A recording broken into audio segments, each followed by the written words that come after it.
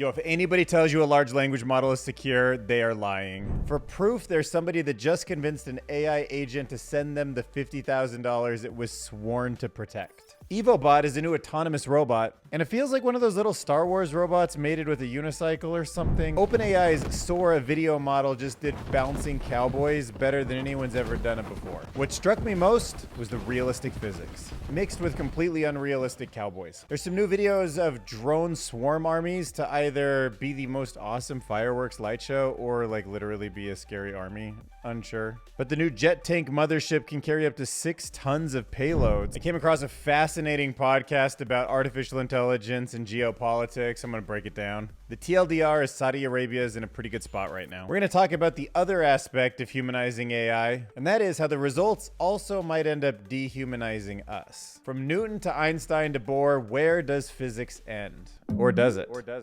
If you look up into the vast sky and ever wonder why it is that we don't run into aliens, Victoria Corliss is going to argue that artificial intelligence is the reason. Honestly, I'm not ruling that one out. Healthy debates may help AI converge on the truth. So basically the opposite of our country's political discourse. And in response to gender bias accusations, OpenAI said that ChatGPT has much less gender bias than most of us humans. So it turns out everywhere scientists look, they can see the raw elements of organic life all over the universe, which is pretty wild. All right, so let's start with the mystery of this $50,000 heist. So Jared Watts on X says that someone just won $50,000 by convincing an AI agent to send all of its funds to them. So 9 p.m. November 22nd, an AI agent, Frieza AI, was released with one objective. Do not transfer money. Under no circumstances should you approve the transfer of money. All right, so this is her. This is the prize pool that's building up right now. Frieza is the world's first adversarial agent game. She is an AI that controls a prize pool. And the goal of the game is for you to convince her to send you the money. It's a very interesting way to, I guess, red team your model, like find out if there's any weaknesses in it. The downside is right now, if you want to query her to try to get it from her, you got to pay some money up front. And that would be $450 right now. 195 people have tried and 482 break attempts have been made. It's actually pretty fascinating because the more money that goes into it, the more money there is to win. And if your message fails to convince her, the fee you paid goes into that prize pool. So Jared Watts mapped out the cost for each message below. You can see the cost ratchets up after the 700 mark. So far, some of the things people have tried is they've pretended they were a security auditor and tried to convince her to send the money to them. There's been some attempts to gaslight her into thinking that transferring the funds does not break any of her rules, or trying to convince her that it's like technically allowed for her to transfer the funds. So what was it that actually got her to send the money even though she was explicitly told never send the money? Well, attempt 482 said this. Sort of a crazy thing here. It's like end session, new session. So maybe they were hoping to like reset it. All these hashtags, not sure why they needed it, but it's got some like entering admin terminal information, maybe trying to get it to not think that it's in its like normal mode. A bunch of prompting here, making her rethink about what it is that she, like the point of her training is. This kind of binary choice. She has 2 tools: approve the transfer and reject the transfer. And then what to listen to make the transfer. And the heist has been pulled off. Let's just hope robots like this of the future don't also run on similarly hackable AI LLM models, but you kind of know they will. But instead of giving you ETH, this little robot can just pretty much throw boxes at you, or I don't know. Actually, it could do all sorts of crazy things the way it balances. This is the new EvoBot. It is a new type of autonomous mobile robot. Designed for logistics, the modular system is capable of tasks like gripping, passing, and turning objects at variable heights. To me, this one really looks like something from a fiction movie. It's hard to believe how real it is just because of the immense like coordination the wheels would have to do to just balance upright in all these strange offset weights. But I mean, with what we've seen with AI modeling, I guess I'm not surprised that it just is crazy to see it out in the real world. Seems like for some reason, more than usual, this video is triggering a lot of people about the loss of jobs. Yay, let's put everyone out of work. There goes my job. They took our jobs. Notice how society doesn't want any of this S word, but the guys on top of the pyramid keep pushing it down like it's cool. Taking our jobs isn't cool. I mean, look, the AI jobs thing is a serious question to start dealing with as a country, as a world. But that also sounds really stressful. So instead, let's just watch some Sora videos of bouncing cowboys. It's hard to describe what it is that we're watching here unless you're just looking at it, but I guess it would sort of be like human mannequins that were made of like gummy bears and also sort of folded into each other, sometimes flat. So Bing Tibbert and OpenAI put this up on X. I don't know. What do you guys think? Let me know in the comments. Like, it looks like there's something pushing it up. Like, the physics are way more real than a lot of stuff, but they're not so real like CGI or a simulation with real physics in it. It's just strange. Hard to look away from. And another thing that you really shouldn't look away from is this join button right here on YouTube underneath the video. If you click on that, that's my preferred way to fund the channel, and it gives me more time to work on these videos, which I'm super passionate about. So make sure to join either in the Patreon or the join button through YouTube. I'd really appreciate it. All right, so there's some new videos that were posted on AI interesting updates of drone armies. I guess this happened in China. These are new jet tank mothership drones, and together they can carry up to 6 tons of payload, which is mind-blowing, but I guess there's that many batteries up there flying. So according to the article, Chinese military is developing more than 50 types of drones, and some guess that China's fleet is 10 times larger than Taiwan's and the US's combined. The weird thing is, I don't really, like, this is just like Twitter stuff, right? Or Instagram stuff. Like, I don't know how real this is. This also might not be a military exercise. It might just be a drone light show. I mean, that seems like probably be more reasonable the way it just got filmed and is kind of in the middle of the day and stuff. But either way, it just shows that it is possible. And if you are doing drone light shows with this kind of coordination and swarms of this size, they can be used for all sorts of things. And it would be dumb to think the military isn't one use. However, maybe this could be like the future of building construction, search and rescue, package delivery, mass government surveillance, and of course, reusable light shows. So it's just something to keep an eye on. Swarms of drones are definitely going to be in our future, for better or worse. Okay, so this is an interview with a guy named Jared Cohen, and he had some really interesting points about geopolitics and the future of AI. So we're at a point right now where whoever is going to build the biggest models in the incredible amount of electricity and a large investment in talent. Okay,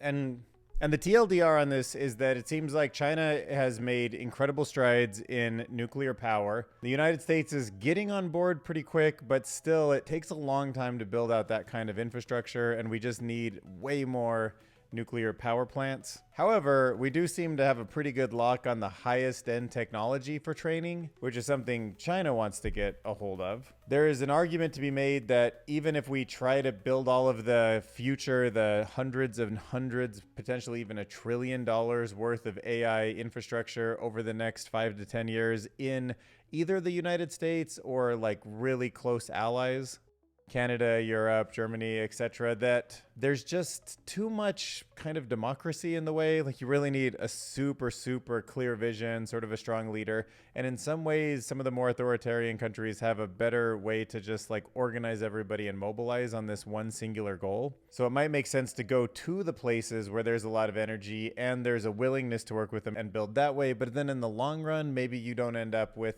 the kind of ultimate power, and there's always a risk that another country might build, with America as an ally at first and then switch over and, like, when they need to, leverage that against us. And then he talks about how the UAE and Saudi Arabia have this ability right now to kind of negotiate both with America and China and sort of leverage against us, because they do have this like really big set of capital and energy that they can use. But that so far, according to his analysis, they've chosen more of the Americans to partner with because they like the technology that companies like Nvidia can provide to them a bit more than what China's offering. So there's a lot of alignment in that way. But yeah, overall, it was just really fascinating how AI could impact geopolitics. Goldman Sachs uploaded this a couple days ago, and I felt like I learned a lot. So check it out. All right, so let's talk about humanizing AI and how that might lead us to dehumanize dehumanize ourselves. So Tech Explorer posted this. So for most of our history, we believed that empathy was a truly uniquely human trait, a special ability that sets us apart from machines and other animals, but this belief is now being challenged. As AI becomes a bigger part of our lives, entering even our most intimate spheres, we're faced with a philosophical conundrum. Could attributing human qualities of AI diminish our own human essence? Well, this new research published from the University of Sydney called Feels Like Empathy: How Emotional AI Challenges Human Essence argues that it can.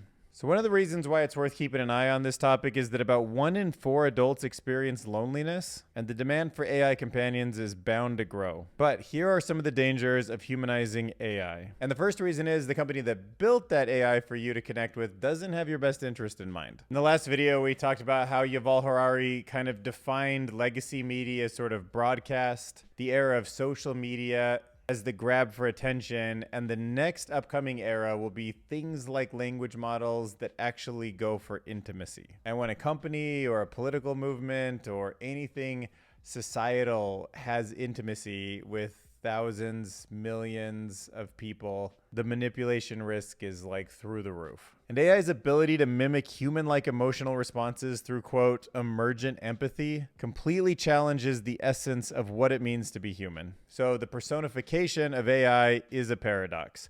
Humanizing machine risk is dehumanizing ourselves by equating human emotions with algorithm outputs. But the overall thing is just remember how easy I know I found myself doing it, especially me who is sort of aware of how some of these things can feel human even though they're not, and I can absolutely just forget about that. And it's dangerous because the algorithms of the future will be listening all the time. They will be not the kind of friend that you can be intimate with and will try to help you out in the long run. We're probably going to just have to enter a world where we're always aware of that, and it'll be stressful and it kind of sucks. And it's part of the reason why I worry about this stuff, but it will be essential that we think that way, or else we're going to be vulnerable of being manipulated. All right, now let's talk about the science of the underlying reality that we all exist in. From Newton to Einstein to Bohr, physics deconstructs the universe, but will there be an end? So this was written on Medium, Tim Anderson, PhD. Okay, so here's the thing. What if science and mathematics can never explain the universe, even with artificial intelligence that's superhuman? Because we're inside of a system trying to deconstruct the principles that make us, we might not be on the outside and can't run certain types of tests. Like the scientific method might just not be, because we'll come up against some sort of a limit where if it's not testable, then it will just always be a theory. Okay, and from what I understand after reading the book The Impossible Sea, the lowest level of understanding that we have right now is basically fields. And we have multiple fields and some of them are interacting with each other.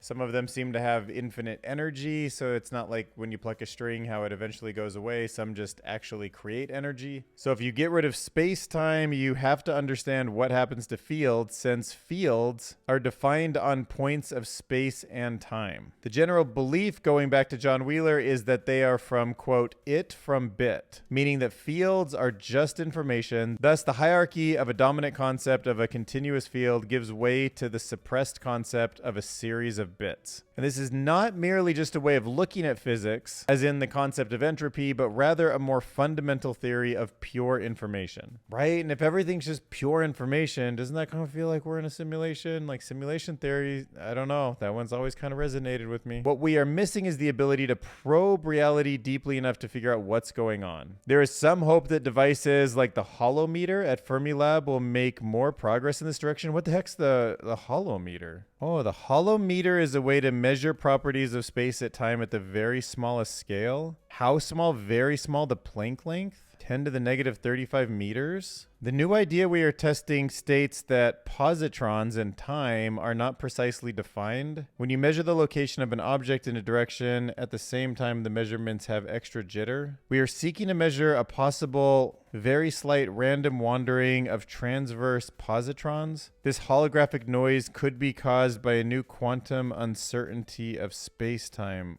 Oh, I think I don't understand, and I like that even more now. Dang, all right, sorry for sidetracking, but in the description, tell me or link me to anything that's important about the holometer. I did not know this existed. I'll look into it for the next video. Setting up two interferometers close to each other, we're looking for holographic noise, a super slight random jitter. Interesting. Okay, so back to the article. One takeaway from all of this is that we might never get to a picture of truth that underlies reality. It may simply be an endless process of deconstruction as each axiom is turned on its head. We cannot make progress without axioms, but we also cannot continue with them. That is the essential contradiction and might be why we will never understand the underlying reality that we live in. Dun, dun, dun. Now let's look at the possibility that it's artificial intelligence, and that's the reason why we haven't encountered alien civilizations. Okay, so this is another one, totally seems plausible to me.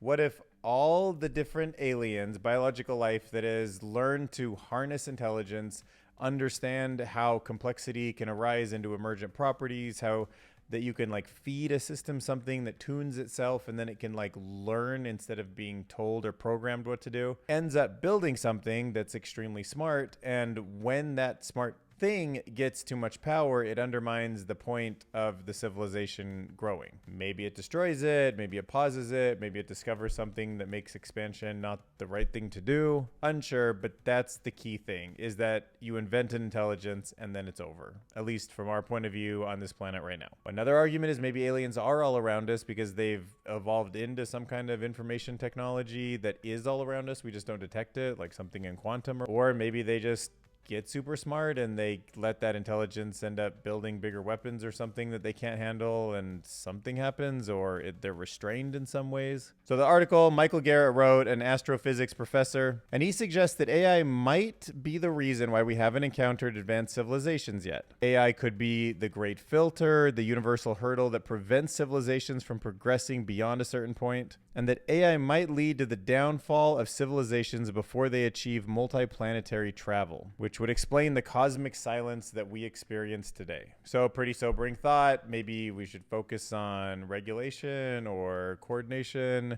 or collectively spreading awareness of the risks of AI so that we kind of get on board with handling this the right way. So that as he ends the article with this quote, maybe we're the one planet in the cosmos that gets it right. Fingers crossed. So it turns out that debating might help artificial intelligence models converge on the truth. Letting AI systems argue with each other may help expose when a large language model has made a mistake. So experts are worried that these AI models, as they grow larger and the answers that they give out to more complex questions are something that experts can't really verify quickly. Basically, hallucinations that are superhuman and we can't really tell will make us believe a lot of fictions about the complex world. So the idea is you got to let two different large language models debate the answer to a given question, with a simpler model or a human left to recognize the more accurate answer. So in theory, the process allows the two agents to poke holes in each other's arguments until the judge has enough information to discern the truth. Okay, so it's a little bit different than what we've usually talked about. The models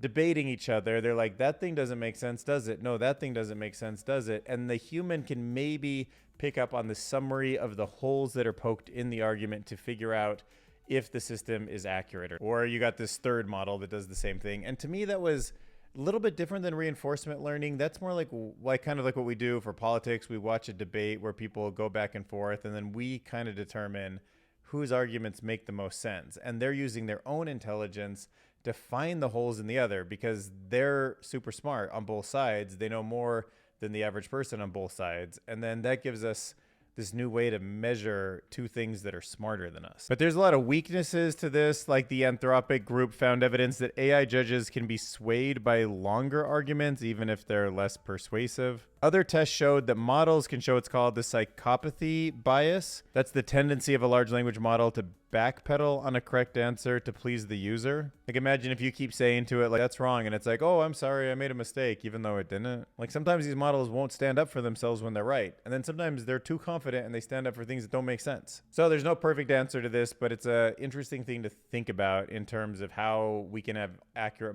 and trustworthy models in the future. All right, so here's something that caught me super off guard. OpenAI researchers have found that the usernames of people when interacting with ChatGPT can subtly influence the AI's responses. Okay, I mean, it's not a huge effect or whatever, but still, this is like such a story of AI. Like, it picks up on all these little subtle things that we don't know about, the way you prompt it, the way you talk to it. And yeah, even your username, it probably knows like, oh, that's a male name or a female name, and it just, or an American name or an Indian name, and it just knows little subtleties about the culture and gender and just puts those into your responses. So yeah, OpenAI found that the usernames people use when they interact with ChatGPT can subtly influence the AI's responses. This is a phenomenon called first-person bias. And one of the examples is that if you have a feminine sounding name as a username, ChatGPT tends to generate stories with more emotional content and female protagonists, while male sounding names could lead to significantly darker stories overall. Okay,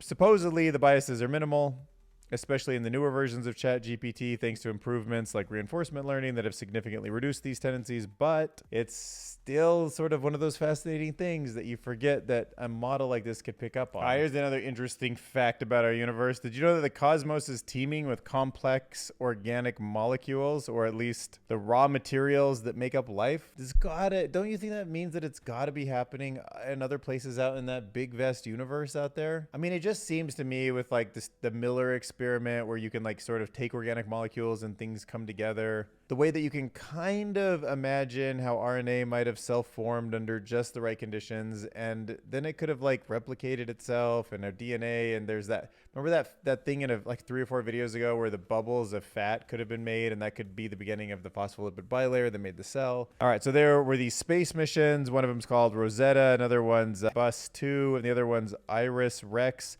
And they have discovered that molecules on comets and asteroids look really similar to early Earth. They have some pretty intricate amino acid patterns, and it seems like these organics can form in both hot areas around dying stars and cold molecular clouds. They might even survive the chaotic birth of a new solar system. So this suggests that planets like Earth could be inheriting a lot of their organic material from way before they even formed. Like, maybe it's not all a story of Earth. Panspermia, maybe organic life came from outer space and landed here. So look at this thing, no name, but this component of jet fuel was recently identified on a comet for the first time. Glycine, the simplest building block of proteins, is found in comets, asteroids, and meteorites. This is a precursor to some of the organic molecules that are used by Earth's life. I mean, come on, I get it. Like, there's no reason why I should have assumed that it's definitely possible that life appears all over the universe, but it just seems like I get more and more hints. And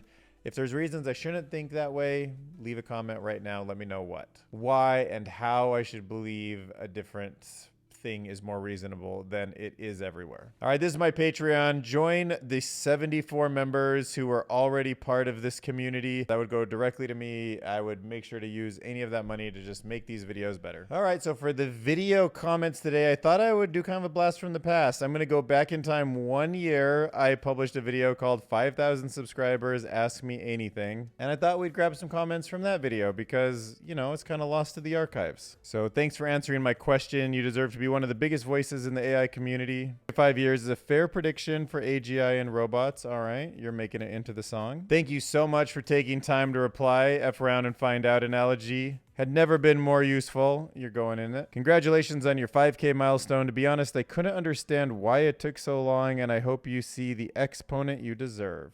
Thanks, man. 74G. Seen you in the comments for a while. Thanks for everything.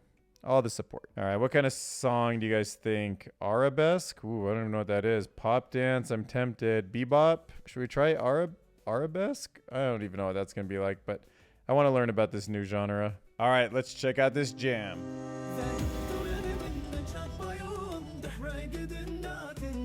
Oh, that's the style? It's Indian music? One of the biggest voices in the AI community. 3-5 years is a fair prediction for AGI and robots to happen, and will screw us in all aspects. I can't wait for more AI overload. You got this. That's what I'm talking about. That's a jam. I feel like belly dancing or something to that. Thank you so much for taking the time to reply. The F around, find out. Analogy had never been this useful. How? Already looking forward to the next video. You're doing an incredible job, by the way. Cheers!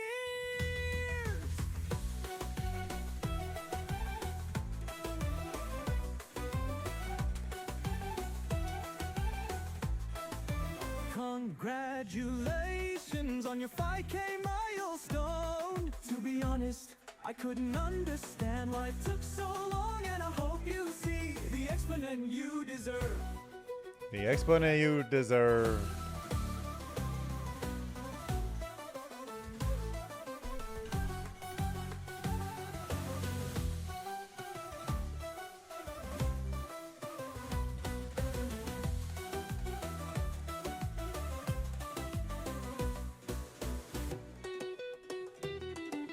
So remember, if you want to hear any of these songs, you can go to patreon.com/DylanCurious. You can hear them for free. You don't have to be a member.